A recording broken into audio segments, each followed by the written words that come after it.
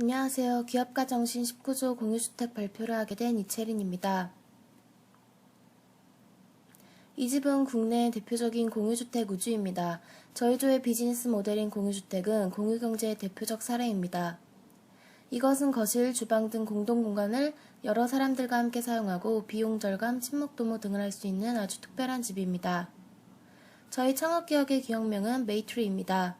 친구라는 메이트와 나무 트리의 합성으로써 나무라는 한 집에서 살아가는 열매 같은 친구를 뜻합니다. 먼저 이 비즈니스 모델에 대해 알아볼 텐데요. 타겟 시장과 타겟 고객입니다. 인도는 개발 도상국으로서 도시 부동산 가격 상승이 가파릅니다. 즉 뉴델리, 뭄바이 등 대도시가 중점적인 타겟 시장이 됩니다. 여기에 세계 2위 규모의 인구, 높은 청년 인구 비율은 도시 1인 가구의 폭발적인 수요를 감히 예상케 할 수 있습니다. 가격 부분입니다. 경제학의 총인연을 참고한 공유주택 효과입니다. 인도 주요 대도시의 원룸 한 채의 시세는 약 27만원이고 아파트는 약 59만원인데 3인이 아파트에 사는 것이 모두 다른 원룸에 사는 것보다 약 24만원 적은 비용을 부담합니다. 예를 들어 이 총잉여를 창업기업과 거주자가 절반씩 배분할 때 두 집단은 이전보다 12만원 이득을 봅니다. 타겟 제품과 서비스 부분입니다. 타겟 제품은 여러 명이 살 수 있는 주택입니다. 여행 사진 등 인테리어 테마로 소목할 수 있는 입주자들을 묶습니다. 국내 공유주택들은 생각하지 못했던 부분까지 지속적인 서비스를 제공하는데 창업 기업 동안 현지화를 시켜 방역, 위생 서비스를 전문적으로 제공할 계획입니다. 이외에도 테마와 관련된 취미생활 서비스도 제공합니다. BMC 분석입니다. 첫 번째, 가치 제한. 공유주택은 저렴한 가격으로 사람들과 유대감, 문화생활 등을 즐기며 더 높은 삶의 질을 보장합니다. 고객 세그먼트. 대도시의 젊은 독신 가구가 주요 고객이겠죠. 세 번째는 제품 서비스 제공 경로를 결정하는 채널인데 독신 가구들이 많이 거주하는 대학가, 상업지구 등의 점포를 엽니다. 다음은 고객과의 관계입니다. 거주자와의 지속적 관계는 사업의 중요한 부분 중 하나입니다. 국내 공유주택의 벤치마킹과 인도 현지화를 통해 주거, 문화생활 서비스를 지속적으로 제공해야 합니다. 다섯 번째, 수익원. 1인 가구 각각의 지출보다는 적지만 기존 아파트의 임대료보다 높은 가격을 설정합니다. 이 설정된 가격과 기존 아파트 임대료의 차익이 실질적인 수익원이 될 수 있습니다. 자원. 물적 자원 부분은 주택입니다. 인적 자원은 인테리어 전문가, 현지 부동산 전문가, 트렌드 디자이너 등이 있습니다. 파트너십도 중요한 부분입니다. 부동산 매입에 인도 현지의 부동산 기업 등과 협력을 할 수 있고 원활한 차입을 위해 현지 금융기관과의 협력도 필수적입니다. 비용. 부동산을 매입하는 고정비용이 상당하기에 차입금이 적절한 사용이 중요합니다. 이외에 특징적인 비용으로는 각 주택의 지속적인 관리비용 등을 들 수 있습니다. 마지막 활용 부분입니다. 주 타겟 고객인 젊은 층을 고려해 SNS 홍보부터 계약까지 철저히 IT 기술을 이용합니다. 이번에는 린 스타트업의 유학과 이를 사업에 적용합니다. 린 스타트업의 대표적 이미지입니다. 린 스타트업의 항목 중 저희 사업에 맞게 설명할 텐데요. 일단 준비 단계인 빌드에서는 유닛 테스트를 시작으로 설문조사를 통한 실용성을 예측하는 유저빌리티 테스트, 긍정적 성과가 기대되는 지역의 사업을 확장한다는 컨티뉴어스 인티그레이션 및 인크리멘털 디플로이먼트, 그리고 공급력을 즉각적으로 증대하고자 하는 저스트 인 타임 등이 있습니다. 준비 단계 이후 매주얼입니다. 이는 유닛 테스트와 문맥은 같지만 현실에서의 리스크는 더 큰 스플릿 테스트를 필두로 VIP 고객들에게 어떤 서비스를 제공할지 생각하는 클리어 프로덕트 오너, 잠재적 고객들과 꾸준한 연락을 취한다는 커스텀 리어전. 일단 넓은 범주의 고객층을 표본으로 잡고 차츰 세부화시켜 상품을 필요로 하는 고객들만을 끌어당긴다는 펀 어널리시스. 상품의 구매 의지를 보이는 잠재적 고객층의 특징을 살피는 코어 애널리시스. 고객들이 다른 사람들에게 저희 상품을 권유하고 전달하려는 정도를 수치로 나타낸 Net Promoter Score. 주요 검색 엔진을 이용해 정보를 업데이트하는 서치 엔진 마케팅 등으로 진행됩니다. 마지막 단계인 반성에서는 스플릿 테스트를 다시 검증하고 커스터머 인터뷰를 통해 소비자들의 조언을 구해 양질의 상품과 서비스를 제공하기도 합니다. 그리고 가장 중요하다고 볼 수 있는 5 Whys Root Cause Analysis는 성공 혹은 실패의 원인 5가지를 찾아내어 향상 및 보완하여 결코 자만 혹은 포기라는 태도는 보이지 말고 꾸준한 자세로 사업을 유지해 나가라는 교훈을 줍니다.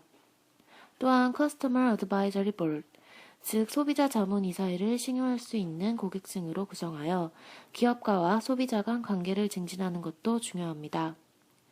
마지막으로 중요하다고 본 Product Owner Accountability는 구매 이후 시간이 흐른 이후 소비자들에게도 상품의 하자를 책임질 의무를 지우는 것으로 회사 입장에서는 민감한 부분이기도 합니다. 이제 실제로 저희 사업에 린 스타트업을 적용해 봅니다.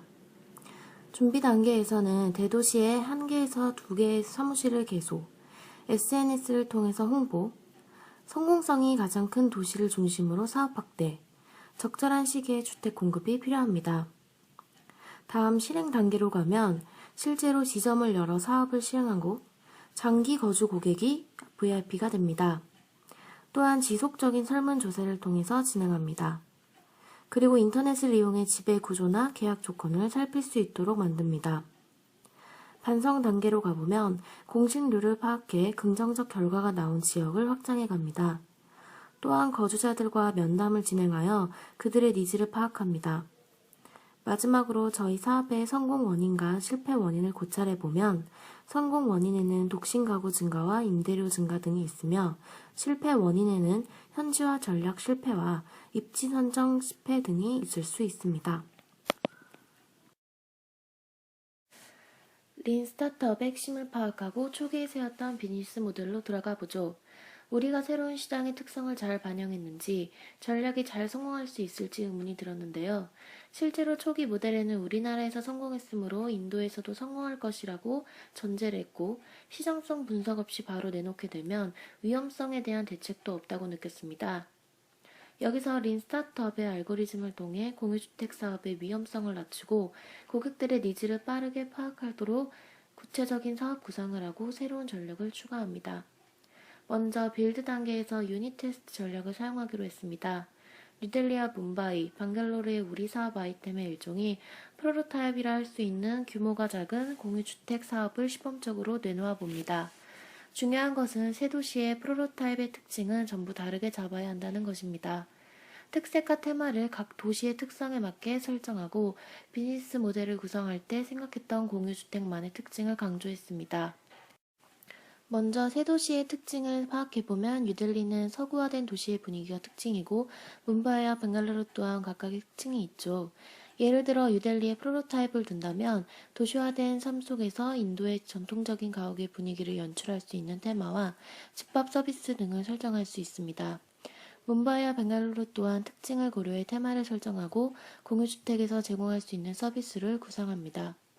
이렇게 설정한 프로토타입과 함께 고객들에게 설문조사를 통해 시장 반응을 직접적으로 살필 수 있는 유사빌리티 테스트를 진행합니다. 다음은 매주얼 단계로 넘어갑니다. 먼저 시장의 고객들의 특징을 분석하기 위한 코홀트 애널리시스를 사용합니다. 또한 시범적인 사업에 대해 VIP에 대해 어떤 서비스를 제공할 수 있을지 클리어 프로덕트 오너 전략을 사용합니다. 그리고 사업 규모를 키웠을 때를 대비해 커스텀 리어선과 서치 엔진 마케팅은 물론 넷 프로메터 스코어 전략을 시도할 것입니다. 시장에 어느 정도 적응하고 특징을 파악했다면 런 단계에서 피드백을 합니다. 앞에서 성공적이거나 반대의 반응이 나왔다고 끝낸다면 린 스타트업의 의미가 없습니다. 커스터머 인터뷰 디벨롭먼트를 통해 프로토타입의 보완점을 찾고 성공하거나 실패한 이유를 분석하는 5 Why Root Cause Analysis, 우리 사업에 꾸준한 관심을 가지는 고객들로 자문이사회를 구성하도록 커스터머 애드바이저리 보드를 시도할 수 있죠. 만약 우리의 프로토타입 중에서 좋은 성과를 보인 지역이 있다면 사업을 확장하는 스플릿 테스트를 적극적으로 시도하도록 합니다. 앞의 알고리즘을 통해 사업성을 확인했다면 빌드 단계로 돌아가 이제는 프로토타입이 아닌 본격적 사업을 시작합니다. 사업 규모를 늘릴 때 중요한 것은 기존의 푸시 시스템이 아닌 풀 시스템 방식을 고려해야 합니다. Just in time, 고객이 원할 때 공급을 늘리는 방식이죠. 우리 사업의 경우엔 시장에서 수요를 계속해서 확인해서 공유주택의 수를 늘려야 합니다. 이렇게 되면 공식률이 줄고 이는 물음이의 낭비를 줄이자는 취지의 린의도와 부합합니다. 그렇다면 실제 회사를 창업한 후 얼마의 순이익을 얻을 수 있을까요? 이를 위해 먼저 사업을 시작하고 1년 후에 2016년 재무상태를 추정합니다. 이것은 그 후의 성과 예측에 대한 기준점이 될 것입니다. 그에 앞서 현재 방 3칸의 아파트와 원룸의 임차료를 비교해 1인당 임차료를 계산하면 약 31만 5천 원이며 저희 기업은 처음 300가구로 시작합니다. 실제 금액을 대입해 계산해보면 매출액과 매출 원가를 확인할 수 있습니다. 또한 영업이익과 당기순이익도 추정합니다. 1년차 말 약 8억 2천만 원의 순이익이 발생합니다. 이를 토대로 2017년과 2018년의 재무상태를 추정해야 하는데요. 어떻게 추정할 수 있을까요? 이에 앞서 저희 기업은 대도시 1인 가구의 증가와 그로 인한 주택 부족, 임차료 상승에 의해 고객의 수요는 증가하며 매출액은 증가한다 라고 예측합니다. 이것의 근거를 좀 더 자세히 살펴보겠습니다. 첫 번째 근거로 도시화 현상입니다. 2030년 인도의 인구 8억 명 이상이 도시에 거주할 것이라고 합니다. 또한 도시화 비중은 30%에서 40%로 증가할 것입니다. 표에서도 볼 수 있듯 뭄바이, 델리, 첸나이 등 대도시 인구 비율은 매우 높습니다. 또한 연령별 분포를 살피면 20, 30대의 비율이 65% 수준에 달합니다. 즉 도시화로 인해 늘어나는 젊은 층의 1인 가구의 증가를 알 수 있겠죠. 이것은 수요의 증가를 가져옵니다. 두 번째로 주택 부족과 비싼 임차료 등의 부동산 문제입니다. 2020년 30만 가구가 주택 부족에 시달릴 것이라고 합니다. 급증하는 도시화로 인해 주택 부족 문제가 발생한 것이죠. 또한 2030년 세계 부동산 임대 비용 순위는 4위입니다. 이것은 높은 수요에 반해 이용 가능한 주거지역 공급 부족에 따른 수급 불균형이 주 요인입니다. 앞서 말한 근거들을 통해 매출액 증대를 예상합니다. 저희는 수요의 증가로 인한 가구 수의 증대를 통해 2년, 3년 후의 재무 상태를 추정합니다. 가구 수를 변수로 설정하여 2017년에 300가구 기준 0.5 증가, 2018년엔 0.7 증가됨을 가정하면 매출액의 증가를 볼 수 있습니다. 가구 수의 증대에 따라 매출원가, 판매 관리비의 금액도 변화합니다. 정리해보면 저희 기업의 3년간의 추정 손익계산서가 완성됩니다. 또한 그래프를 통해 살펴보면 매출액과 영업이익, 당기순이익의 증가 추세를 확인할 수 있습니다.